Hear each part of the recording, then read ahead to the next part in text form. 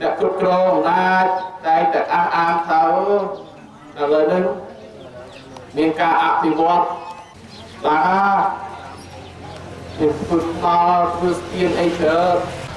ខ្ញុំទទួលស្គាល់ថាមានការអភិវឌ្ឍជាតិដោយពី23ដុល្លារហ្នឹងមកមានការអភិវឌ្ឍក៏ប៉ុន្តែយើងមើលធនធានដែលយើងបាត់បង់ពេលឈើបាត់អស់ត្រីអស់ភ្នំអស់ដីមានតម្លៃនៅទីក្រុងភ្នំពេញលុបអស់អត់ដល់ខាងលក់ទ្រព្យសម្បត្តិជាតិទាំងអស់គេយកលុយមកដាក់កប៉ាល់គេបាទដាក់កប៉ាល់គេព្រោះគេទៅជ័យលុយគាត់ទេយកមកអភិវឌ្ឍម៉ូតូនៅថ្ងៃនេះ6,000លានណាហើយណាគឺខ្ញុំបានអញ្ជើញឯកឧត្តមប្រធានដើម្បីរូបមានឯកឧត្តមប្រធានគណៈបកឯកឧត្តមសុខាលោកឈឺផងណាក្រាសាយតែចង់ក្រាសាយតែផងហើយបែបមានប្រសាទច្រើនមកឈប់សោះគឺក៏តែផងឯក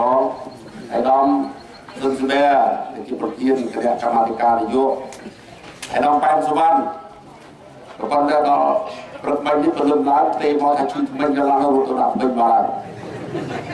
តែការនៅហាណូយនេះគឺចាក់កាត់ភ្លឹងគាត់ក្នុងនេះហើយក៏នឹងគិតយល់ដែរឯកឧត្តមអគ្គលេខាធិការយ៉ាងពុតយកលោកមកវិញយកដល់យើងទៅប្រកបបានទទួលរួមនៅតាមខែណាតាមនេះជាខែសំខាន់របស់គណៈបកសម្រួលខេត្តតាកែវបានអញ្ជើញមកហើយឯកឧត្តមម៉ៅនីវ៉ាន់ណាហើយដល់មកទីបានបញ្ជូនមកដែរប៉ុន្តែមិនទាន់មកដល់ទេគឺថាជាដល់អង្គសោមហើយសុំទូយកមិននិយាយអីជាផ្លូវការវាទៅតែព្រាយើងស្គាល់គ្នាហើយណាលោកប្រធានគណៈបកខេត្តហ្នឹងលោកប្រាប់ខ្ញុំដល់លោកបានសម្រាប់បងយកមិញហើយរវល់មករៀបចំសឡករីលោកបញ្ចុកអីលើណាហើយដល់អញ្ចឹងទៅលោកចិត្តភ្លេចហើយភ្លេចមិនជម្រាបថានឹងអញ្ជើញឲ្យដល់អគ្គអីមានភាសាក៏ប៉ុន្តែភ្លេចសួរអង្គសំខាន់ពីនេះក៏នឹងអញ្ជើញក៏មានភាសាដែរតែដល់ជឿពីបែអូនោះបាទអត់ដល់ជឿតែដល់ជាមហាគ្រួសារហើយថ្ងៃនេះ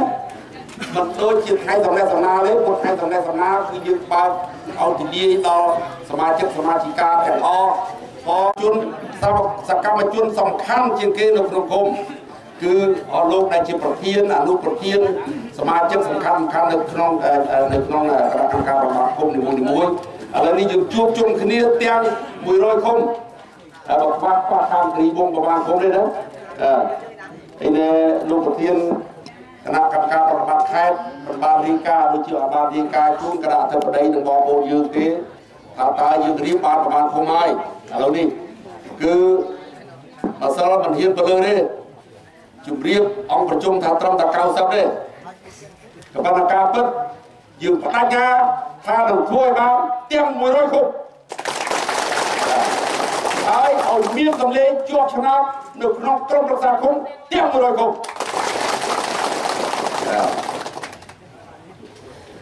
សប្តាហ៍នេះដោយដែល